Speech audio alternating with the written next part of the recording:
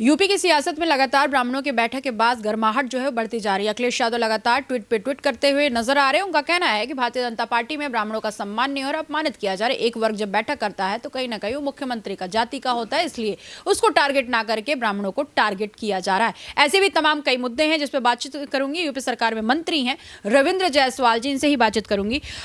Sir, इस समय हालांकि 2027 के पहले जो जातिवाद बैठक हो रही है और उसको अखिलेश यादव बड़ा उसमें दिलचस्पी ले रहे हैं और कह रहे हैं ब्राह्मणों का आप लोग अपमान कर रहे हैं, भारतीय जनता पार्टी ब्राह्मणों को नज़रअंदाज कर रही है।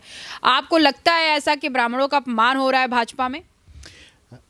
अखिलेश यादव पहले यह स्पष्ट करें कि पीडीए की बात करते हैं, जब पीडीए के बीच में जाते हैं तो ये कहते हैं कि फॉरवर्ड अत्याचार कर रहा है, तब वो टारगेट बनाते हैं राजपूत और ब्राह्मण को बनाते हैं, और फिर कहते हैं कि पीडीए वालों को खुश करने के लिए कहते हैं कि ब्राह्मण पर अत्याचार हो रहा है। वह खुद भी संशय में है, कभी पीडीए, कभी ब्राह्मण, कभी बैकवर्ड, कभी फॉरवर्ड। यह उलझन में है और उलझन में क्या कहना चाहते हैं, क्या करना चाहते हैं, क्या वो कह रहे हैं, न अखिलेश को पता है और न किसी को पता हो। और तब ठीक किसी ने कहा कि दो नमूने हैं, जिसको यही स्पष्ट नहीं हो रहा है कि कहना क्या चाहता हूँ और किसके लिए बोलना चाहता है। कभी पीडीए की बात करते हैं तो कहते हैं फॉरवर्ड का अत्याचार हो रहा है, और फिर पीडीए वालों को खुश करने के कहते हैं कि नहीं, ये तो ब्राह्मण अत्याचार हो रहा है। तो पहले अखिलेश यादव खुद भी स्पष्ट करने कहना क्या चाहते हैं और क्या बोलना चाहते हैं, और नहीं बोल पाएंगे तो रियल में नमूने हैं। नमूने को लेकर शीतकालीन सत्र बड़ा गर्माहट रहा और नमूने पे जब मुख्यमंत्री जी ने खुद सीधे उसको हमला किया था, और तब अखिलेश यादव ने ट्वीट करके कहा कि मुझे इतना नहीं पता था कि मतलब दिल्ली की लड़ाई लखनऊ तक पहुंच जाएगी। ये हताशा निराशा में अखिलेश यादव दिल्ली, लखनऊ, बनारस से प्रयागराज गोरखपुर घुमाते रहते हैं, और वह खुद भी अब अपने आप को थक चुके हैं और थके हारे व्यक्ति का उलूल जुलूल बोलना शुरू कर गए। उलूल जुलूल मतलब है कि क्या वो बोलना चाहते हैं यह स्पष्ट नहीं है, किसके बारे में बात करना चाहते हैं यह स्पष्ट नहीं है, और यह बातें दोनों कर रहे हैं, और इसलिए दोनों नमूने हैं। अभी भाजपा के ही सांसद दिनेश शर्मा जी, मेरे ही चैनल पे इंटरव्यू लिया गया था, तो उन्होंने बोला कि अखिलेश यादव क्या सम्मान करेंगे ब्राह्मणों का, वो तो किसी पंडित को कहते ओ मिश्रा करके अपमानित करते हैं। शब्दों में उनमें बहुत बचपना है। सच है कि वो ओ मिश्रा, वो पांडे कहते हैं, पांडे जी नहीं, मिश्रा जी नहीं। सबसे अधिक अपमान वास्तव में वही करते हैं, जाति पूछ करके। और जाति पर मेरा मानना है कि यह अंग्रेज़ों ने जब भारत के अंदर लंबे कार्यकाल तक राज्य किया तो भारतीयों को उन्होंने जाति में बांट दिया।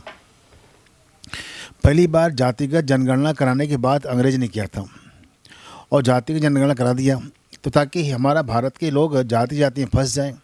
और अभी भी अखिलेश यादव रहते हैं भारत में, एजेंडा उनका विदेशी है, भारत कैसे कमज़ोर हो। एक सवाल उठता है कि आज भारी संख्या में बांग्लादेश में हिंदू मारे जा रहे हैं, ये मौन क्यों है, ये चुप क्यों नहीं, ये बोलते क्यों नहीं हैं? एक वर्ग विशेष करने के लिए इतने घटिया गिर जा रहे हैं अखिलेश जी, इतने घटिया गिर जा रहे हैं कि एक वर्ग विशेष पर हमला हो रहा है तो इनको मुंह से बोली नहीं आ रहा है, हिंदू हमारे जा रहा है बोली निकल रहा है। और अगर दूसरा कोई होता, आतंकवादी होता, जो बलात्कार किया होता है, अगर वह मुसलमान होगा तो इसलिए उसके पीछे बोलेंगे क्योंकि मुसलमानों का वोट चाहिए। अभी बीच में बोल रहे थे कि मैं भी छत्री हूँ।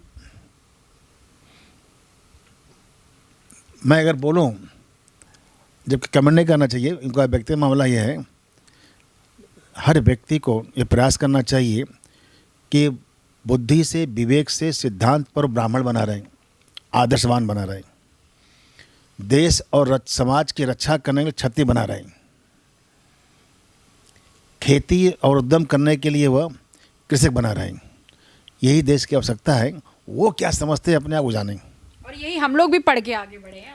हम यही पढ़ा गया है, वर्णपंथ को, जाति पंथ को। हमारे यहाँ जो शिक्षा दिया वो ब्राह्मण, जो रक्षा किया वो क्षत्रिय, जाति कोई हो, जो उद्यम किया व्यापारी, जिन्होंने मेहनत करके किया वो हमारे पास कुर्मी, पटेल, ये मेहनत के किसान माने गए।